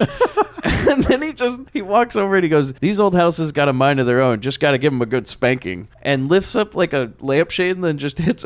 He breaks breaks a light bulb with a screwdriver. He's fantastic. And at this point, he's we've been in the desert for like an hour now, and he's just a cool pond that It's we come like- across. Just, oh, thank you, Where were Ratzenberger." you? Like, where were you for the rest of this He movie? was hanging out with Normie at the bar. I hear that Norm was in House 1. He is, yeah. There's a good Cheers connection. It all comes back to Cheers. It always does. And so then, he does take out a PKE meter. Like, See? basically a fucking Ghostbuster tool. Like, if only Slimer appeared. I think that's the Catter Puppy, right? Yeah, there you go. There you go. And he takes his PKE meter out, and then he's like, I've seen all this before. Real touch and go. Then he goes, "Why don't you come into my office over here?" "Hey, I need to work alone." And sends Jesse out of the room. And then I love this part is, so he just goes on the ground and he just starts pulling out a fucking cord from the wall. Yeah, and just starts tearing up the wall.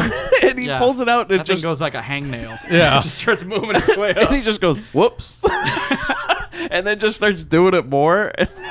Until he's full on made a new hallway. And then basically he tells him, he's like, "Hey, you guys gotta come in here and check this out, right?" And they comes in, and this is probably the best line in the whole movie. Is Cliff looks at him, he goes, "Well, there it is. Looks like you got some sort of alternate universe in here or something." Yeah, or something. You got some kind of alternate universe in here or something. And there's like a fucking Mayan temple. Like the end of Legends of the Hidden Temple, the final room, that big ball pit is right there. And he's unfazed. He acts like he's seen this before. He which is says he awesome. has seen Yeah. it before. Because then when they go in, he goes, "Hold on, I need a real, you need a professional in there." He sends them in, and then... Doesn't he have like that spool of line that he's going to... Yeah, he has a they can line. get their way back out. So they But then find he a way also out. has like what I rate as a Prince of Persia cutlass. Yeah, I wrote that down too. Ratzenberger's got a magic sword. Just in case.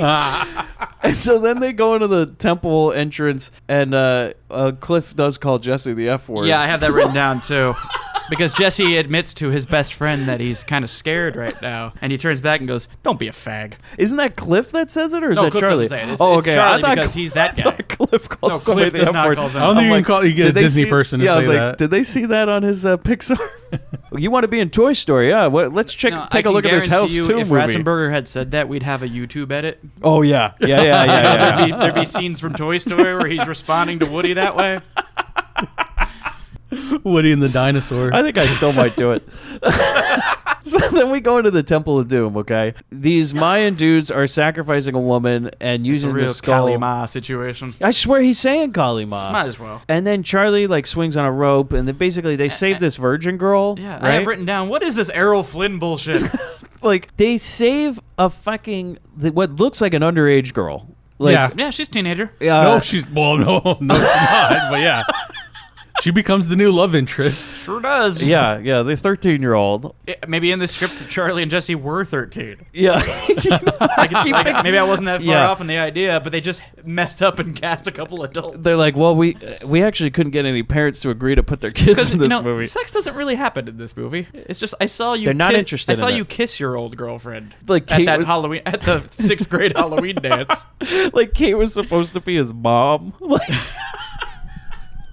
So they save this girl, right? And then Bill's gonna fight Cliff is going to fight these people and give them time to go follow the line. Yeah. But do you hear him talking to the girl in like this weird tone? Like she doesn't speak English. So he's like, you should follow the rope. Yeah.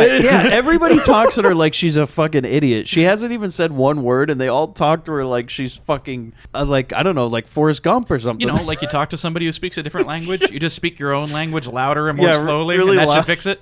Yeah, she's talking to her like, just like that. He does say something right when he's fighting all those guys, though, about somebody's like, no, don't worry about me. I'll be at my kid's baseball game later. Got the little league to catch. And then they leave the Mayan temple, and he's already outside. Yeah, he beat them out. Yeah. Which is great. I thought that was hilarious. Amazing. And Charlie Well, that was references a rough it. one, wasn't it? Charlie references it. He's like, how the... He's like, it happens all the time. And then he gives him a card. Well, he looks at that lady like Trump speaks to the help. You know what I mean? Like he looks at us and he goes, Clean, Limpia. God. And he hands his business card. And it says Bill Towner, electrician and adventurer. And I want the Bill Towner series. Yes, I yeah, want to we watch needed that movie. I want 3 of those movies. So then we go to dinner. And I write, there is less than 20 minutes left in this movie, and we're getting a fucking dinner scene? A great dinner Sure. scene. The boys prepare for Okay, boys are preparing dinner. Yeah, for Gramps, the dog-a-pillar, and that fucking bird. And the virgin. And the virgin. And then Charlie... This is the worst bar joke. Like, this is just set up to be the dumbest fucking...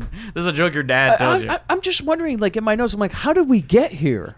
How did this movie And then- start This with is like a Talking Head song. Just like, how did I get here? Charlie, they're in the kitchen, and he's, like, staring at this girl who's making, like, fucking tortillas in the corner. You know what I Sure. mean? She's got, like, maize in her hand. I'm serious. Yeah, no, you're not Yeah, wrong. And then he's like, he looks at Jesse, and he's like, hey, I think she wants to fuck you. And I'm like, oh, no, Charlie. Let's not, Charlie. Let's not do this. I need you to be less Charlie right now. And then she even throws stuff at him. Because he's like, who do you like more? Can I pass you a note? It's going to say, do you like me? And there's 2 check boxes. One yes, one no. No, one yes and one maybe. Oh, there you go. Yes, no, maybe. And then she writes no. Hughes, is that the one you used? Like, just Yeah, yes, maybe. 6th grade. So then Charlie, he thinks the girl likes Jesse. Yeah, okay. They sit okay. down, and for fuck's sake, Jesse says grace and starts petting the bird and calling everybody his family and everything. Nothing like being religious in a Mayan temple. Then I've lost it. You know what I mean? Like this movie this is killing the me. last second of his brain as he dies. This is like that. Yeah, this is definitely a Jacob That Anthony Flatter. Hopkins movie where he gets shot on the freeway and the entire movie is just his brain folding in on itself. That's an awesome movie, by the way. It's called Slipstream. Check it out. This is that's what was happening to me during this movie. I felt like, well, this is it. It's shutting down. You're like, I'm having an aneurysm. The last Like, this is synapses not- are firing. So this is how it ends. You look over and the bunny from Donnie Darko is sitting on the couch next to you. You're just like, yep, always do. So then, like, okay, that ghost cowboy from the movie in the beginning appears, the ghost Yeah. boy. Now we're and I was getting like, to see so him there's in the light. misdirection. Yeah. Because I thought that the grandpa was the guy who killed all the people at the beginning. did? Because I was like, is that what I'm supposed to think? Oh, that would have been great. And he just kills everybody there. A heel turn at the end of the movie? I thought there was going to be a heel turn, but it didn't happen. Instead, we get zombie David Crosby coming up through the table. Yeah, he comes up through the table. He's taking the skull, right? And then, like, there's this big fucking fight that goes on. And, like, basically, Grandpa gets shot by the fucking thing. Again. And he dies. And we have to see a long, protracted Grandpa dying scene. Why is a character that's already dead having a death scene? I just kept writing in my notes at this point. I'm like, they should have just fucking buried that Grandpa and that skull back in the ground because none of this was happening. I just like yeah. I like that he goes like, as he's dying, he goes like, Jesse, he's the one that killed your parents. And then that's how we start this other ending of another movie. But I'm just When like, he literally okay, jumps into a different movie. you know what? This skull doesn't really seem to do much anything. Apparently Like, it keeps grandfather alive. At some point, just say, fuck it. No, because at one point he gives it, like, so basically he kills the ghost zombie in, like, a fucking scene. Like, he goes into the Wild West at some point, and Charlie and the Virgin are being hung in, like, the town square, and I said they should please just hang them. This movie will not end. I know, it just keeps going. And then cops show up. Honestly, and but he's in this Old West thing. For all you listeners who aren't from Southern California, we have a theme park out here called Knott's Berry Farm. Yeah. And this is basically one of their Wild West stunt shows. Yeah, they have at gone- Halloween time, we have undead cowboys running around. We're shooting each other. We're trying to hang people. then this movie is just fucking Not Scary Farm. That's all it turns into. Like, they've just gone through a haunted maze, a haunted corn maze. Yep. And basically the grandpa dies in the bed, and then And- like there's cops surrounding the house, right? So Yeah, there's we got no way the out lights. for Jesse. He walks into a fucking light, like he's walking into the end, like a room, like he's walking to heaven, and he ends up in the fucking Old West now. Like he's a cowboy now, and him and Charlie. Well, you missed and the Virgin. shootout with the bad guy. You missed the ending of the Yeah, film. yeah, he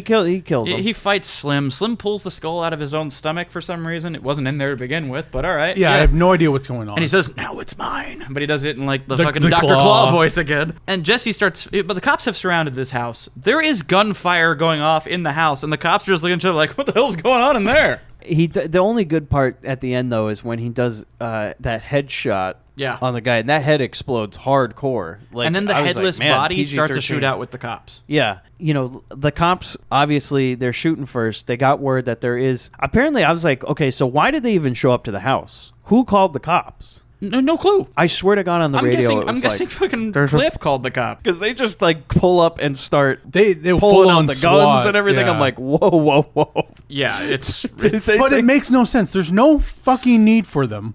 no. They don't add anything to it. They don't add drama. They don't add. The cops didn't show up when plot. the fucking Alfa Romero Spider was doing donuts on the lawn. Nope, but they're apparently, and there was somebody on the radio that was like a snipers in the window or something. It's like, Sure.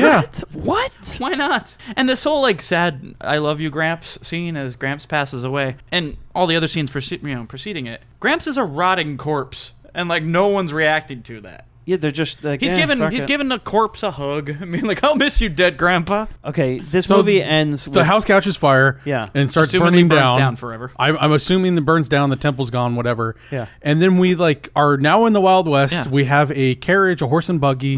We have the pterodactyl, the dog caterpillar. Jesse. Is Gramps there? No, Jesse No, has he's buried dead. Gramps. Oh, he He gave him buried a proper Gramps. burial Yeah, he back in his buried own Gramps. time period. Charlie and the Virgin are there. And I wrote, what is this Back to the Future 3 bullshit? Yeah, we're gonna get the fucking Charlie love story next movie. You know, I And hope. just everyone's a cowboy because fuck it. Sure. I write at the end. I hope they all die of dysentery. I was like, please, some Old West disease get them. So that's it. The movie's over. Recommendations? No. Hard no. I'm sorry, Sean. I'm sorry. We love y'all the same, Sean, but Sean- this one hurt. We love you, Sean, on this show. The Grindbin loves you. Absolutely. You give are a us- friend of the show for you, life. You are the show. You keep the show alive. I mean, it's amazing. But how please much- don't hit us again. But my God, Like I'm sorry. whatever we sorry. did, whatever we did, we're sorry, Sean. Sean, I know you probably saw this movie as a kid and loved it. I did not have that reaction. I was very coy when you asked me my feelings about this movie because I didn't want to ruin this episode. But oh my God, I cannot recommend it. It's for free on YouTube though, and it's on Shudder, Chris's favorite streaming it's the service. sixth movie. Maybe it's on Fandor. He's still got his Shudder subscription. Oh God. Yeah, this movie kind of ended like Troll. If you remember how that movie ended, where like you eat the mom and like Troll 1 or 2? isn't that Troll 1 where they eat the mom and she turned into the No, plant? that's Troll 2. Oh, Troll 2. Troll 2. Troll 1's actually about trolls. You're talking about the one that's about goblins. Oh my God. Yeah. Nilbog and that weird like corncob sex scene. I haven't seen that movie since That's I a was great movie. like That's in a lot third of fun. grade. Oh, Troll 2? Troll 2 is awesome. Oh, it's fantastic. It's too much. It's It's a too hell of a well lot better than known. House 2, I'll tell you that much. It's too well known to do on this movie. Yeah, this no, we podcast. have no reason to touch that. That's like The Room and all this other shit. That was just out of our thing Yeah. anyway. But it's just like famous bad movies that I'm sure everyone's like, you should do that one. I'm like, no. Yeah, it'd be like, yeah, if somebody buys the bin, they could do it. Would like to say, do you guys hear that sound? Yeah. How do you think Bobby and DeVito would fit in on this movie? Hughes? So there was that drunk girl that they had to escort out. And why she disappeared? And why she Call her a disappeared. cab. Yeah, Bobby and DeVito got a whole a gypsy cab running. And they found that new Madonna in the lawn. They got the Rochelle In the lawn. just passed out on the lawn. They got Rochelle, the maid, to clean up the van. Bobby, she's both a broad and a cleaner. It's double whammy here. Either that or they were the Aztec warriors that were going to sacrifice the virgin. That's where I was gonna go with it. Damn it. So that's Bobby's. That was mine. Yeah, that that when they pull the virgin teenager out of the Aztec thing, they pull off their headdresses and go, wait a minute, and they gotta hop back in the straight arrow and We take weren't off going into to the kill jungle. her. Yeah, exactly. Am I missing something? What happened to that party? It was never actually happening. But like, No, I think he got Did shut we down and just- they kicked everybody out. did they? Maybe that's why the cops showed up. That party got too loud. Everyone had already left by the time. What the hell? Who knows, man? Why are you analyzing this? How do I think Bobby and DeVito There, fit in this thank you. movie? I feel like one of those alternate universes. When you walk into one room, you're just like, why is this room just shag?